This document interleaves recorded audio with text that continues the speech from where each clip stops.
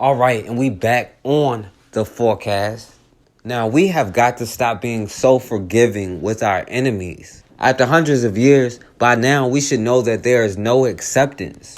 And we shouldn't keep asking and begging for acceptance. Nor should we even want it. We should want to create our own. From day one, when we first saw the first European, we welcomed them with open arms. Far too many of us have always tried to embrace them. And look where it's got us. And yet today, too many of us still try to do the same thing. We don't understand or learn about half of the things they did to us. And they made sure to keep a lot of it away from you. But then we turn around and we're quick to apologize to them and offer them forgiveness when they haven't even asked for it. Meanwhile, they're busy trying to justify why it's okay to shed our blood. Like the Springfield race riot of 1908. Many of the white residents and white immigrants were mad because a lot of black people was moving to Illinois for better opportunities.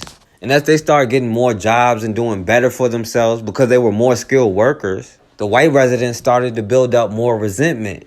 They hated seeing black people create jobs and businesses while they were still poor. To them, it goes against the system of white supremacy because the lowest white is supposed to be over the highest black person. And they started to feel like black people were getting out of their place. And that these new Negroes, which they called themselves, was nothing but some uppity niggas. Then after two separate incidents where two white women accused black men of committing crimes, lynch mobs just started attacking the whole community. Now, in the first case, a white girl, Blanche Ballard, said a black man broke into her home. She said she came home early after leaving the 4th of July event, and then she fell asleep. Then she woke up and claimed she saw a strange form at the foot of her bed, and some random black man was just in her room. So when her dad, Clergy Ballard, came into her room, she said the black man tried to run, but they got into a fight. Then she said this random black man stabbed him and he died. So then the next day, her family saw a black man, Joe James, just walking in the neighborhood, minding his own business. And just because he was in the neighborhood, they say he committed the crime. So the family attacked him and beat him unconscious until the police came and they arrested him. And then about a month later, another white woman, Mabel Hallam, accused another random black man of breaking into her home, threatening to kill her, then dragging her out of her bed naked into the garden where he raped her, and then beat her. So the police ended up arresting a group of black men who was just working in the area and said just because they were close by, one of them had to be the perpetrator. So then the police took them to this white girl, Mabel Hallam, and she ended up identifying a random brother, George Richardson, as her attacker. Now, this brother, George Richardson, had an alibi and multiple witnesses that accounted for his whereabouts, but they still arrested him and threw him in the cell of this brother, Joe James, who was accused of the other crime. Now, while they were in jail, this white woman, Mabel Hallam, started selling her likeness to a postcard vendor, trying to make money off the situation.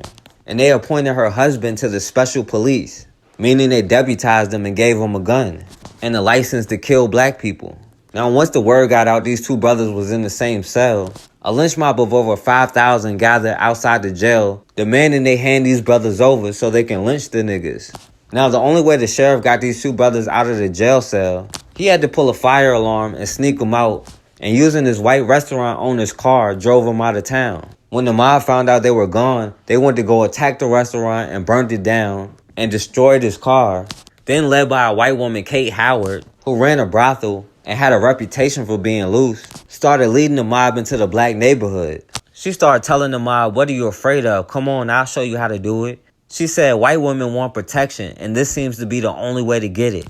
They marched in the black neighborhoods chanting things like "No niggas in Springfield" and "Kill them all on sight." So then the mob went into the black neighborhood called the Levee, where they began to loot and destroy every black business they came across. But they avoided every white business, except for those they called nigger lovers.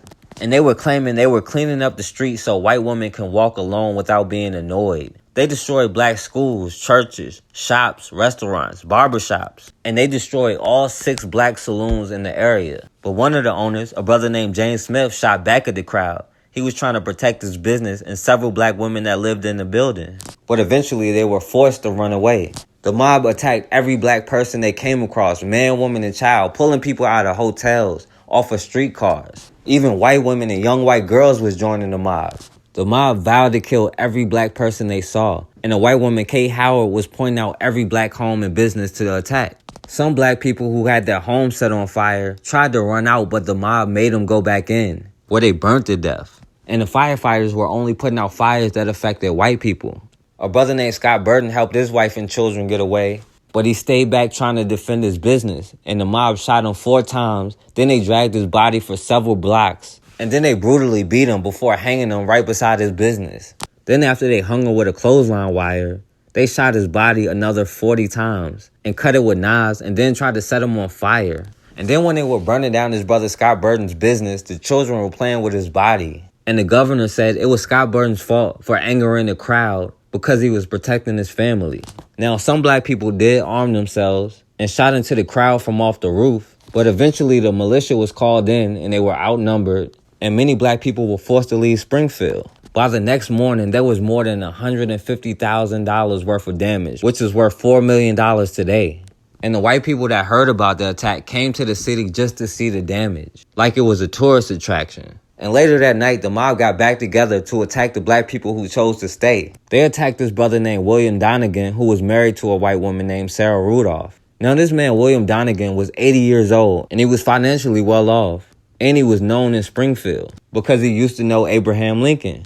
Now, this brother, William Donegan, did make a lot of money tricking black people into signing sharecropping contracts and helped bring the first black residents into Springfield on sharecropping contracts. But now the mob blamed him for the Negro problem. So a mob of about 1,000 went to his home, and his wife Sarah opened the door and said there was no Negroes in the house, but somebody spotted him. This man, William Donegan, called the militia for help, but they never came. And the mob dragged him outside, hitting him with bricks and stones, and he tried to plead with him, asking him for mercy, but they wasn't trying to hear it. They tried to drown him in a well, but he was so tall they couldn't. So the mob kept beating him, and then somebody cut his throat. And then they hung this brother from an elm tree and left him there. When they cut him down, they couldn't even remove a piece of clothesline from his neck because it got locked into his jaw. And then the next day, white tourists came and took pieces of the tree he was hung from as a souvenir. Now, by the end, close to 150 people were indicted, including 4 cops. But 10% of the indictments were against black men for crimes like assault with a deadly weapon or assault with intent to kill and robbery, even though they weren't doing anything but protecting themselves. And then after the attack, this white girl, Mabel Hallam, recanted her story and admitted she was cheating on her husband with a white dude and he beat her up. So to avoid getting caught cheating, she said a black man did it. Now, this brother George Richardson was eventually released, but the brother Joe James went to trial and threatened that if he wasn't hung, a mob would kill him themselves and run every other nigga out of town. And they left an image of him being hung from a pole with a message saying, "Nigga, don't let the sun go down on you." And Joe James was found guilty, and he was hung in front of a crowd of 150. And thousands of people waited in line to see his body, and many of them asked to take a piece of rope he was lynched with as a souvenir. Now, there's no telling how many people were killed, but nobody was ever punished. I think one person was charged with petty theft. Meanwhile, black men who haven't committed any crime could be wrongly convicted and do 40 years in prison. In North Carolina, a brother, Charles Ray Finch, was just released from jail after 43 years for a crime he didn't commit, making him the longest serving prisoner to be released after proving his innocence. In less than 12 hours, he could be a free man. For almost 43 years, Charles Ray Finch has been in prison for a Wilson County murder he says he didn't commit. In an interview you'll only hear on CBS 17, our Russ Bowen sat down with Finch in prison as he will soon learn his fate. 1976, gas station owner Richard Holloman was shot and killed, and Ray Finch stands in a lineup, the same lineup that may now help free him at 81 years old. Nearly 43 years later, Finch, who has suffered a stroke and is in a wheelchair, describes that day. You just said to me before that they didn't question you before the lineup? No. They just put you in a lineup? They picked up downtown. They drove my car uptown, threw a shotgun on me, took my sailor there and put me in the lineup. But they changed clothes with everybody else, hat and coat, and they never changed mine. While you were standing there in that lineup, did you suspect something wasn't right when they had you wear that coat? Yeah. In 3 separate lineups, everyone changed outfits each time except Finch. Finch's attorney Jim Coleman claims that made him more likely to be identified as the killer. Decades later, when the same witness was re-interviewed, attorney Coleman claims his recollections did not match the photographs of the original lineups and suspects he was coached. It appeared that the deputy had basically discussed with him how he should describe the lineups to us. Neither he nor the deputy knew that we had photographs, so we knew exactly what the lineups looked like. I interviewed Mr. Finch in that brick building right there behind me. It's on the other side of that barbed wire fence you see there. I asked him about forgiveness. He told me how long it took him to get there and just what it took. Good book said forgiving, and that's what I did. I forgive him.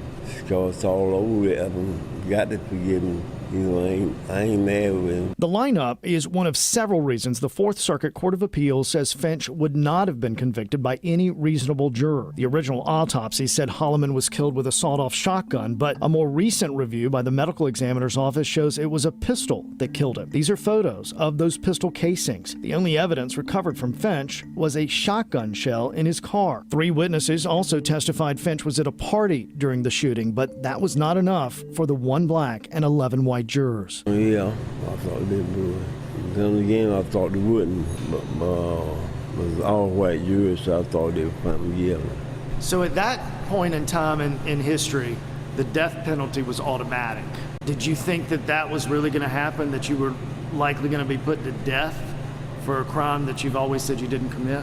Oh, yep. You did. What's that like? It's pretty hard to share. The same day he was sentenced to death, the U.S. Supreme Court ruled North Carolina's death penalty law unconstitutional, so Finch began serving his life sentence. He maintained that he was innocent, and he maintained that from the time that he was arrested until now. For more than 15 years, the Duke Law Innocence Project has been working to free him. The options run out Thursday. If we're unwilling to objectively review those cases, if we're unwilling because we believe in this notion that these convictions are infallible, then we're going to have innocent people incarcerated in North Carolina. And that should be unacceptable to people, the public at large. I just feel glad about it, blessed for him to took the case. A blessing and perhaps the last saving grace. Now that the federal appeals court has vacated the conviction, it's up to a federal district judge to order a retrial. That happens tomorrow. If that does not happen, Finch will likely spend the rest of his life in prison. Now, back in 1976, a gas store owner was killed in an attempted robbery. So this brother, Charles Ray Finch, who was driving with his nephew, Charles Lewis, was pulled over and arrested without a warrant. Now, this brother said they didn't even question him. They just put him straight in a police lineup. They didn't tell him his right to have a lawyer, and he didn't sign anything declining to have a lawyer. And he never consented to being in a police lineup in the first place. But they put this brother Charles Finch in all 3 lineups, and everybody was allowed to change clothes except for him. And all 3 times, he was the only one wearing a coat. The first time, the witness even picked out somebody else. But when the witness testified, he said he picked him out all 3 times. And the cop was coaching and leading the witness to pick Charles Finch. And instead of this cop doing any investigation, finding out there's no evidence against him at all, he was determined to make sure this brother goes to jail. The cop said he found shotgun shells in his brother's car, and he intentionally lied about which gun was used in the murder. And they found shells from a handgun, not a shotgun. He also had 3 witnesses that testified he was at a party during the shooting. And the judge today, when they were releasing him, said no reasonable jury would have convicted him in the first place. But this jury was 11 white people and 1 black person. And they sentenced his brother to death, but a law was passed the same day against capital punishment, so they gave him life in jail. And then after 43 years, they finally decided to investigate, and they let this 81-year-old man out of prison after he did over 40 years. Glory to God. I praise God. Hallelujah, God. Thank you, Lord. After 43 years behind bars, Charles Ray Finch, you see him there in the wheelchair. He is a free man. Finch was convicted of a Wilson County murder back in 1976, but a federal appeals court says he was wrongfully convicted. This is a story we've been following on CBS 17. Our Zach Dahlheimer was the only local reporter at Finch's release and talked with him and his family about what this means for him. Charles Ray Finch left Green Correctional Institution in a wheelchair. The 81-year-old a free man for the first time in 43 years. What's kind of going through your mind right now, being free? I'm just glad to be free. His family embracing him. Real good for them to meet me. Lord, I thank you, Jesus. My hands were just moving like, hallelujah. Finch had been serving time convicted of killing a Wilson County gas station owner in 1976. Catherine Jones Bailey was just a little girl when her father started serving a life sentence. I was the baby girl, so therefore, you know, he wasn't there a majority of my life. We still had to live. We couldn't just die. We still had to live our lives. She says the toughest thing for her growing up was visiting her dad behind bars. Having to leave, knowing he couldn't go with me when I got ready to go back down the road. A federal appeals court said no reasonable juror would have convicted Finch. Thursday morning, a judge ordered his release. Now we have to live from this day forward, getting to know his family, enjoying his great-grands, enjoying his grandbabies, his children, just getting to know his family. After leaving prison, Finch went to Parker's in Wilson with his family as part of his first taste of freedom. His family says they're looking forward to making up for lost time. Glory to God. I praise God. Hallelujah, God. Thank you, Lord. Finch's family says he plans on living in Wilson with his family. He wants to travel, particularly to the Bahamas. The Wilson County District Attorney has 30 days to decide whether to retry the case. A wrongfully convicted Wilson County man who spent 43 years in prison will not be retried. Charles Ray Finch's attorney told CBS 17's Russ Bowen they confirmed that news from the district attorney. Now, we brought you the breaking news last month when it was ruled that Finch did not receive a fair trial and no reasonable juror would ever have found him guilty. Finch is now 81 years old. He was convicted of killing a Wilson County gas station owner named Richard Hallam back in 1976. Now, this man lost 43 years of his life before he was released for something he didn't do. And like they're doing him a favor, said they won't retry him. Now, I haven't heard anything about an apology, but this brother said he forgive him. But I know I wouldn't be talking about forgiveness. I'll be talking about restitution. And they say he's entitled to as much as $750,000 because he was pardoned. Another two brothers, Clifford Williams Jr. and Nathan Myers, were released after 42 years in prison for a crime they didn't commit. 42 years of fear, frustration, despair for these two men imprisoned for a crime they didn't commit. They are now free to face a whole new world, a very different one from the world they left in 1976. It's nerve-wracking right now, really. I'm nervous, you know, because I feel like I'm still locked up. My mother, she died while I was on death row, and I just wanted to get out and be with my son. This emotional day ending with smiles and praise for those who helped free Clifford Williams Jr. and Nathan Myers. Clifford Williams Jr. and his nephew, Hubert Myers, have maintained their innocence since they were charged in May of 1976. Both men were convicted of the murder of Jeanette Williams and the shooting of her roommate, Nina Marshall. Yeah, News4JAX reporter Corley Peel is joining us live outside the state attorney's office. Corley, everybody wants to know how the state proved that the two men were innocent and what they think about their new freedom. The men say that there was times that they lost faith, but they never gave up hope. And after taking on the case, the state attorney's conviction integrity unit found there wasn't sufficient evidence to prove that the two men were guilty. Praise the Lord. Nathan Myers kisses the ground after taking his first steps into freedom alongside his uncle, Clifford Williams Jr. Williams was 34 when convicted. He's now 76. Myers was 18. He's now 64. This is an opportunity both men didn't think would happen after serving 42 years in prison for a murder in 1976. My mother, she died while I was on death row, and I just wanted to get out and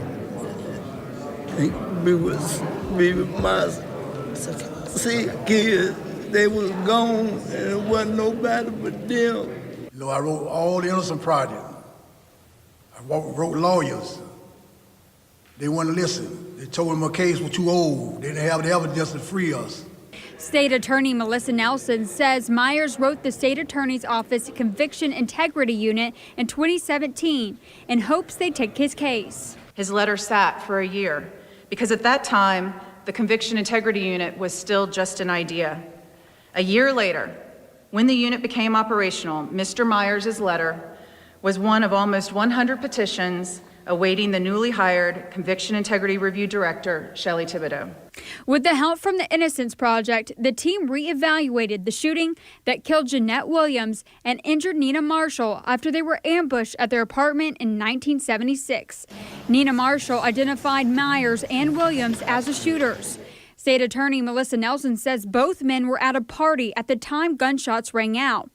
The unit spoke with witnesses, re-examined evidence, and recreated a virtual computer model of the actual crime scene to determine how the shooting occurred.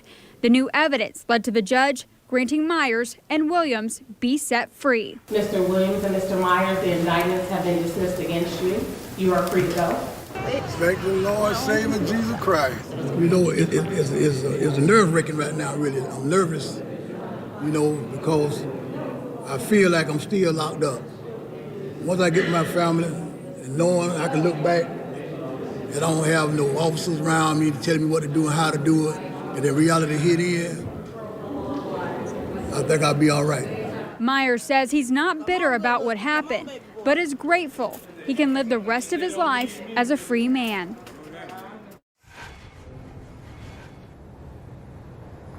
Myers says the first thing he's going to do now is reunite with his family. Since launching the Conviction Integrity Unit, the state attorney says they've received 200 requests for review. Reporting live from downtown, Corley PL Channel 4, the local station. Corley, what a remarkable story. And a lot of people are asking this. Will these two men get any kind of compensation for the 42 years they spent in prison? Ken, under Florida law, these men could receive $50,000 per year and up to a maximum of $2 million. Now, these two brothers were at a party, and at an apartment nearby, somebody broke into the home of two women. And a woman named Jeanette Williams was killed. And the other woman, Nina Marshall, was shot, but she survived. Now, despite 45 people who were at the party accounting for their whereabouts, these two brothers were arrested anyway. The woman, Nina Marshall, who was shot, ID'd both of them by name, and she said they emptied their guns a foot away from their bed. But when you look at evidence, it showed all shots were fired from outside and from only one gun. And this woman, Nina Marshall, even admitted she didn't see their face. And there was no other evidence linking them to the crime at all. But they still were charged, and during the trial, they didn't present any physical evidence from the scene. They didn't allow none of the 45 witnesses to be called or allow them to testify. And the woman, Nina Marshall, changed her story several times. But after a 2-day trial, they were sentenced to life in prison. Now, after 42 years, they were finally exonerated. Now, both of these brothers could receive up to $42 million, but they said the brother Clifford Williams Jr. isn't entitled because he had prior felonies. But this is just one more reason we need our own justice system. They don't give them time or punish them for crimes we know they commit against us, but we'll have to serve 40 years for a crime we didn't commit before they even start investigating thoroughly. But at the end of the day, we are all we got. It's nothing we can do to be accepted into their system. It's not designed for us. We have to create our own. And until we do that, we're going to be subject to their rules, their laws, and their punishments. Play my part in your kangaroo court, treating me like a black man, so today I'm going to be a black man. That's convicted road rage attacker Mark Charr. He colored his face with a marker for his sentencing hearing today. The judge was not amused. Charr was convicted of attempted murder and assault for stabbing and slashing 3 people on the H1 freeway 3 years ago. Our Lynn Kwana was in court as he threw a tantrum while the judge tried to sentence him for his crimes. Lynn? Mark Charr has already burned through a total of a dozen attorneys over the course of years, causing trouble. Today, he took a new approach to gain sympathy and attention. It failed. Charr colored his face with a black pen, saying he was being treated like a black man in court. Charr was driving home to Eva Beach in 2016 when he started road raging other drivers, stabbing and slashing them. He was convicted of attempted murder and 2 counts of assault. This was a case that you incited, that you provoked, that you almost killed an innocent motorist. No, it didn't happen that way. You cut off. The evidence showed, Mr. There was no evidence on my part. My lawyer failed to put in my video. He put no evidence on my behalf. None of my evidence was. The evidence showed. None of my evidence was submitted. Mr. Charr, listen up. Judge Todd Eden sentenced Char to life with the possibility of parole, 5 years for the second count and 1 year for the third, all to run concurrently. There are still issues of restitution, which he will be ordered to pay, but he'll have to have yet another attorney to help with those issues. Hi, sir. Yes, I'm Officer at the West Des Moines Police Department. The reason why I'm talking to you today is someone called in about you. Are you just handing out flyers? What am I doing wrong? I didn't know. People were concerned. Yeah, concerned for what? Their neighborhoods. Hold on 1 second. Hold on 1 second, Ricky. So it's not a big deal. Yeah, no, I'm just trying to figure out what we were concerned about. Well, in West Des Moines, we have a soliciting ordinance, so if you're knocking on people's doors... Yeah, soliciting is what? Offering services. Yeah. I'm not offering a service. Okay. Okay, so with that being said, I'd like you to leave me alone, sir. I've not broken any laws. Well, I'm still doing an investigation, because if you're recording me, I'm still recording too, so it's okay. Investigating what, sir? A suspicious person. They called in about you. Okay. Do you have an ID with you? No, I don't. Do you have your name? Have your name? No. Am I under arrest? No. Okay. Well, I'm investigating. If I'm under arrest, then you have no reason to be talking to me, right? I can actually. Yes, you're a suspicious person. Someone called in about. Suspicious how? A neighbor called over here, so I don't understand why you're being difficult about this. I'm not being difficult about anything because I haven't done anything out of the way. Okay. So with that being said, I'll go about my business. Okay, I'm not done with you yet. You're not free to go. Have I done it? Have I broken any laws? 4255. Can you send me one this way, please? He's Have I broken any laws, sir? I'm talking to you. I'm not done. I'm investigating a suspicious person. You have a nice day, sir. Stop. Stop now. For what? I can detain you. Stop. For what? Because you're not listening. I'm investigating a suspicious person. Stop now. Sir, have I broken any laws? Stop. Tell me what laws I've broken. I told you to stop. I don't have to stop. Yes. No, I don't. Either arrest me, tell me what laws I've broken, Can you or get away from me. step it up? He's being uncooperative and trying to walk away from me. He won't identify himself as a suspicious person. I'm investigating. I know my right. Stop. I'm telling you to stop, and I'm not going to tell you again. And what will you do if I don't stop? I will detain you. Detain me for what? You're not listening. I'm doing an investigation of a suspicious person. Suspicious person? Have I broken any laws? That's not the point. Any laws? Someone called you, and it's a suspicious person. Okay, and you can be a suspicious person, Mr. Really? Ray. Really? I feel like you're a suspicious person. How would I be suspicious? You look suspicious to me. Okay, how would that be? I'm in a marked You're a police white car. man. You're suspicious to me. I'm suspicious to you because I'm a white person. Yeah, with a gun. You're suspicious to me. No, now stop. get away from me. I haven't done Stop. anything out of the way. You can't arrest me. Arrest me right now if you want to. Here, turn around, put your hand back. For what? Because you're not. Stop. Turn around. What have I done because wrong? You're not listening to me. What have I done wrong, sir? Get the phone out of my face. Because you're not. I'm investigating a suspicious person. Sir, what have I done wrong? I'm not suspicious. I haven't done anything. I'm walking up the street. I haven't done anything wrong. I don't have Neighbors have called on you. Sir, I don't care if anyone has called on me. This is not their area. This is a public roadway, so this means... Okay. It's a public roadway. That means that I have the right to be on this roadway. Yes or no? Everybody has the right to be on the public roadway. So I am not a suspicious But you don't have a right to be on anybody else's property or curtilage. I'm not on anybody's property. Why would someone call it in? That's their concern. Look, listen to me. I work for somebody who will get on your motherfucking ass. So I'm going to ask you one more time. Okay, actually using obscenities in front of public people is a crime. Sir, listen to me. I'm going to tell you one more time. I don't care who you work for. You don't care who I work for. The person I work for pays you. So I'm going to tell you one more time to get away from me. Leave me alone. Leave me alone. Get away from me. Yeah. He's still walking away from me, being uncooperative and refusing to identify himself. I don't have to do anything. I don't have to identify myself. You don't have to do anything. If I have not broken any laws, I don't have to. Westbound, we were 58th and Aspen. Again, I asked you, leave me alone. If I've not broken a law, you have no reason to detain me. If you had a reason to detain me, you would have detained me already. I can, actually. Yes, I can. For what? Because you're not listening to my directions. You're not following. Turn around right now. Sir. Turn around. I'm done. So you're going to arrest me? I'm detaining you. For what? For what? Be resistive. For what? Because you're not listening to what I'm saying. Do not be resistive towards me. All right. Walk back to my car. All right. You've done I'm it. detained. You have done it. I told you to stop numerous times. And I asked you for what? And I asked you to identify yourself because I'm investigating a suspicious person. Someone had worry.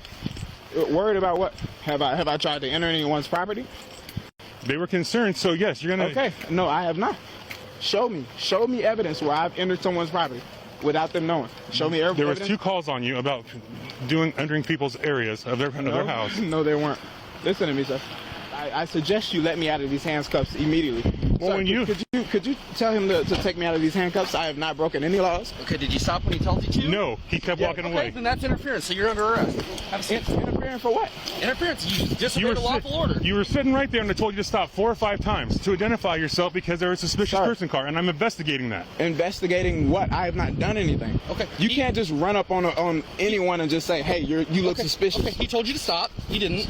And we had calls on you like I told you. You're practicing stop and frisk right now. I've not No. done No, you're anything under wrong. arrest. So. Under arrest for what? Under arrest for what?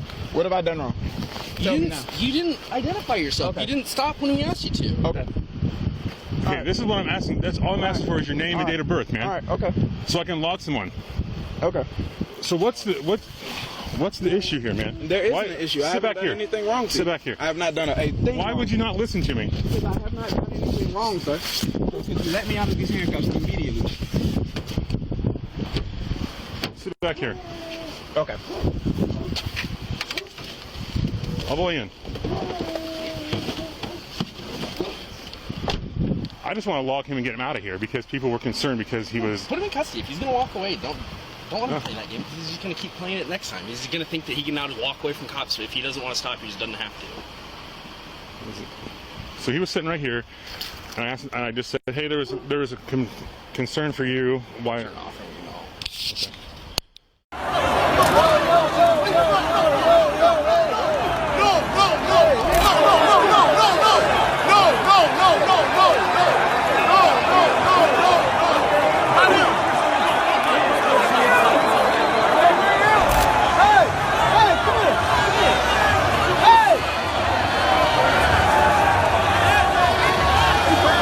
When the Toronto Raptors beat the Golden State Warriors at Oracle Arena, a scuffle occurred courtside. That is the cop who claims to have been struck by the Toronto Raptors' president of basketball operations, Masai Ujiri. That is Masai Ujiri, the man with the kahunas to trade for Kawhi Leonard on a 1-year deal and is being accused of striking the police officer. That is Kyle Lowry, a Raptor since 2012, pulling Ujiri onto the court. Now, the police officer, whose name is not public knowledge, is considering taking legal action, claiming serious injury. An unprovoked, significant hit to the jaw of the law enforcement officer. That is civil rights attorney David Mastagni speaking with KPIX in San Francisco. He asked Mr. Ujiri for his credentials.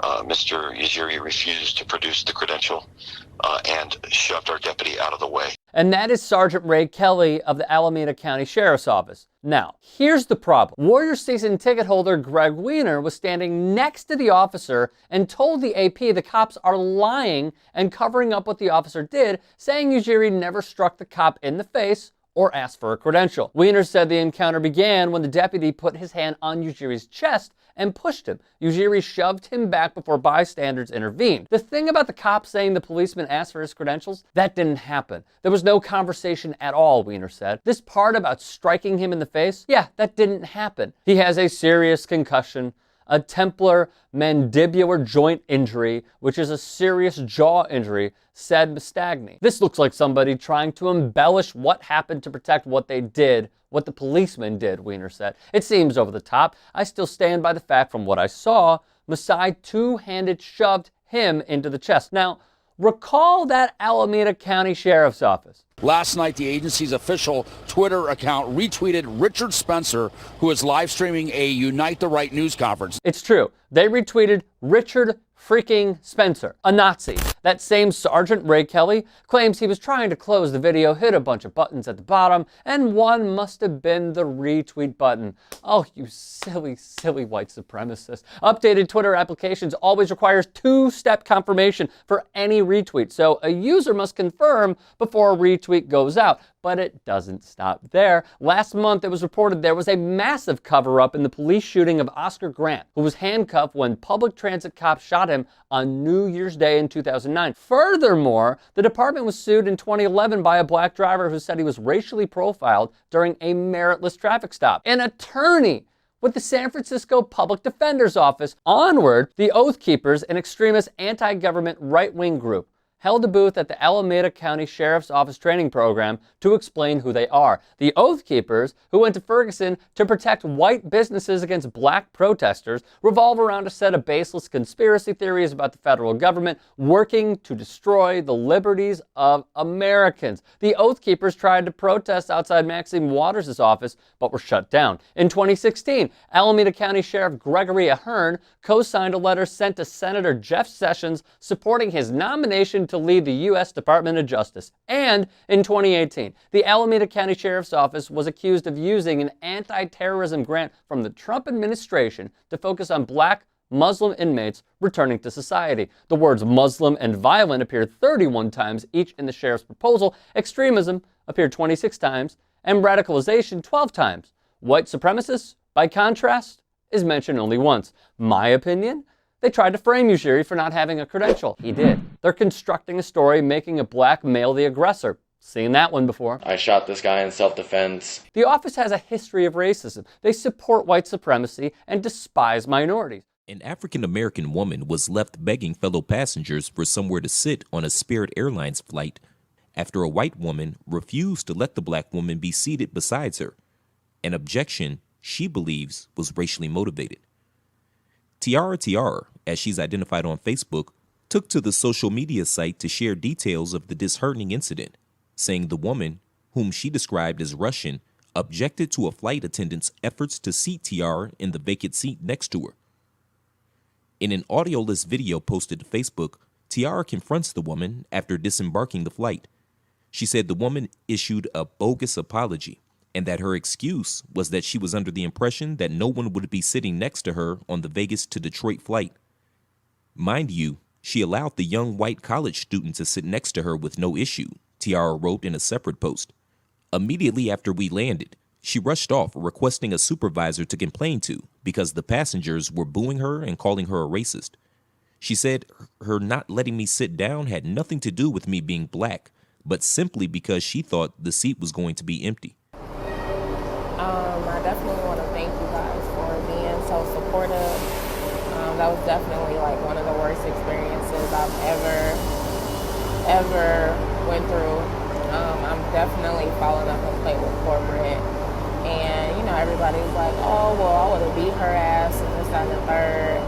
You know, first and foremost, I never would have thought that I would be the person to experience something like that, because whenever I see stuff like that, I'm always like, oh, I wish that would happen to me, I'm gonna do this, I'm gonna do that.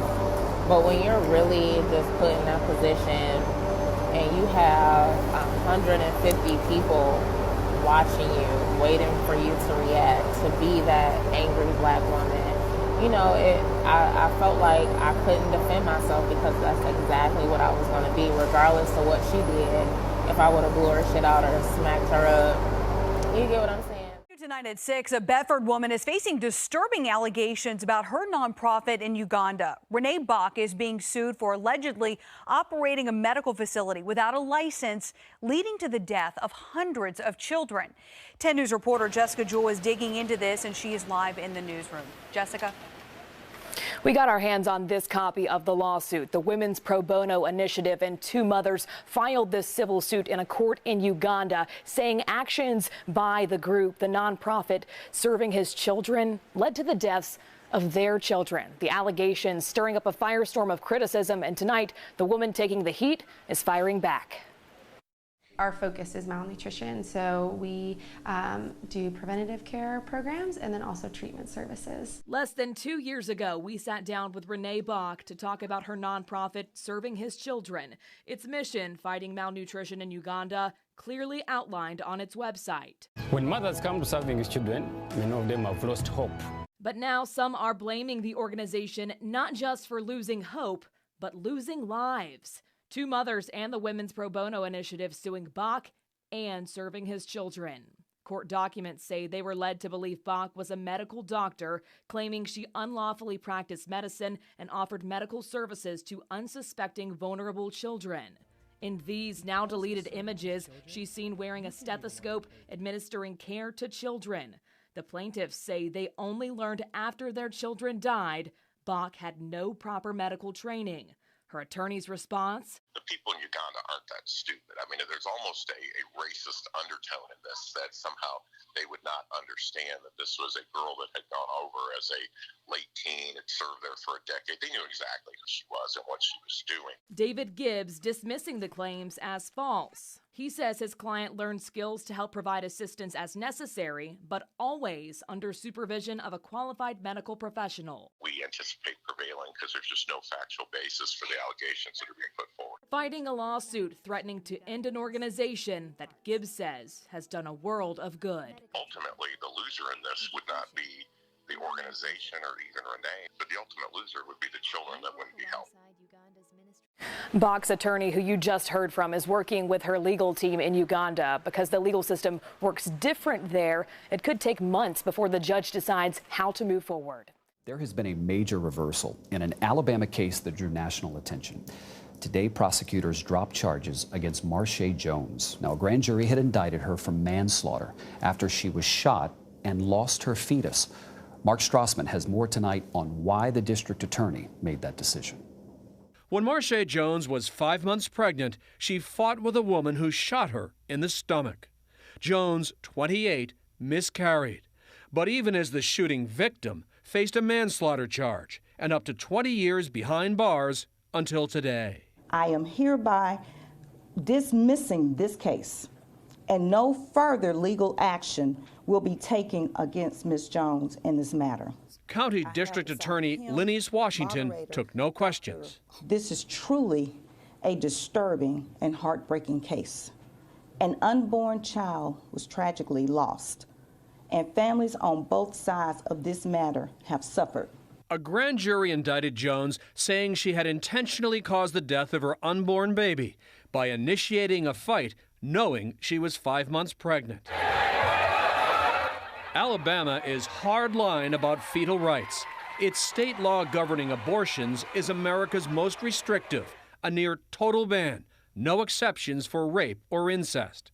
Alabama is also one of 38 states that allow fetuses to be classified as victims in homicides or assaults. Mark White, Jones's lawyer, told us how she reacted. This is a person who has had a lot more bitter rather than sweet. And the one thing I will tell you that she said after we both choked up was, "Thank you." The same grand jury who indicted Jones did not indict the woman who shot her. They blamed Jones for starting the fight, which reportedly was about the baby's father. Himself interviewed just before he died in 1979, Falk was going on about how he believed in giving blacks the right to go to school, giving them the right to vote, giving them the right to go into anything they qualified for. And then he said he experienced an epiphany. I was sitting out on a wagon tongue with this old black man and was telling him what a different kind of white man I was. I remember him looking at me very sadly and kind of sweetly and condescending and said, "You know, you still got the disease, honey. I know you think you're cured, but you're not cured. You can't give me the right to be a human being. I'm born with that right. Now, you can keep me from having that. If you've got all the policemen and all the jobs on your side, you can deprive me of it. But you can't give it to me, because I was born with it just like you was." And my God, it had a profound effect on me. I was furious with him. But the more I reflected on it, the more profoundly it affected me. And I realized this was where it really was. Tell you the truth, when I think of it today, I don't know how I'm living. I remember that just as well look like to me, I can. Been slaves all our lives, and mother was a slave, sister was a slave, father was a slave. They know nothing about reading and writing. All that I know, they teach you to mind your master and your missus. Mom and them didn't know where to go. You see, after she would go, just like you turned something out, you know, didn't know where to go.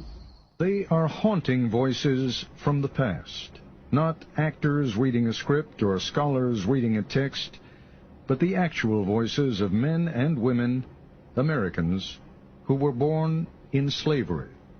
My name is Fountain Hughes. I was born in Charlottesville, Virginia. My grandfather belonged to Thomas Jefferson. My grandfather was 115 years old when he died. And now I am 101 years old. Other people didn't have no beds when they were slaves. You all slept on the floor. Sat up here, sat up there. Just like a lot of wild people.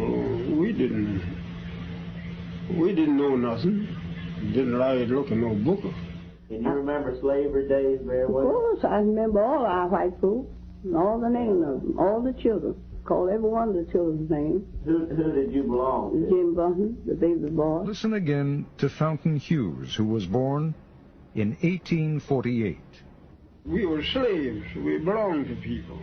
They sell us like they sell horses and cows and hogs and all like that. Have an auction bench, and they put you up on the bench and bid on you, the same as you're bidding on cattle, you know. And their calm demeanor is at odds with the evil and violence we associate with slavery. Here is 91-year-old Texan Laura Smalley talking in the 1940s about the outcome of a tussle between two women, one black, one white, one slave, one mistress. The mistress tried to slap the slave, but the black woman pushed her into a chair. Laura Smalley was a girl at the time, but she remembers vividly what happened to the black woman when the master came home.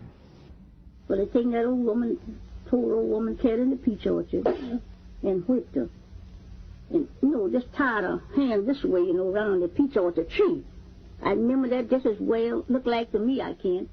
And round the tree and whipped her. And, well, she couldn't do nothing but just kick her feet, just kick her feet. But it just had her clothes off down to her waist, Just didn't have her plumb naked, but they had her clothes down to her waist. And every now and then they'd whip her, and then snuff the pipe out on her, snuff the pipe out on her. The embers in the pipe, on where you ever see the pipe smoking. Blow them out on her? Mm-hmm. Good Lord, have mercy. The plantation on which Smalley was a slave sounds brutal. She recalls scrambling with other children for food from a huge wooden tray, like a hog trough. All of them, would get around that tray with spoons and eat, something like moreso soup or something like that. And all them children get around there and just eat. Fountain Hughes tells his interviewer about the relentless round of work for him on a Virginia plantation. Night never comes out. You have nothing to do. Time to cut tobacco. If they want you to cut all night long out in the field, you cut. And if they want you to hang all night long, you hang tobacco. It didn't matter about your tired, being tired, you're afraid to say you're tired. Fountain Hughes talks about one of those controls, the pass system.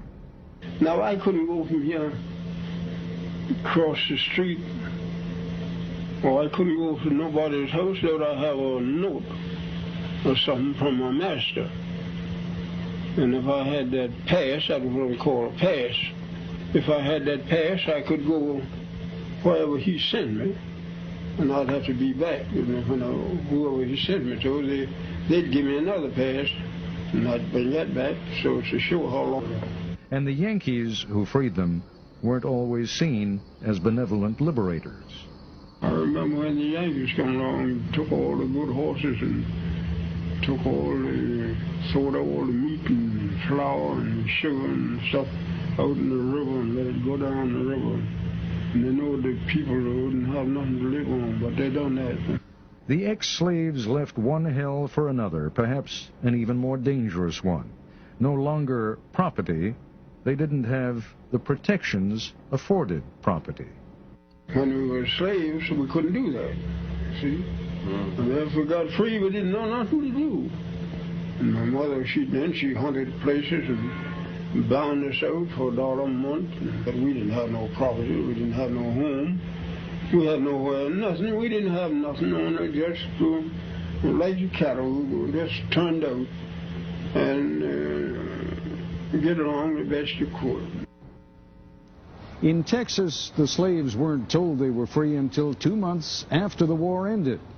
Smalley remembers that her masters gave the slaves a dinner and then they were free. I don't hide the other side of the folks know freedom. We didn't know. They just thought, we're just feeding us, Them didn't know where to go. You see, after freedom broke, just like he turned something out, didn't know where to go. That's just where they stayed. Didn't know where to go. Turn us out just like, you turn out cattle. In the narratives, the slaves used an interesting phrase for the end of slavery. They say, when the break came.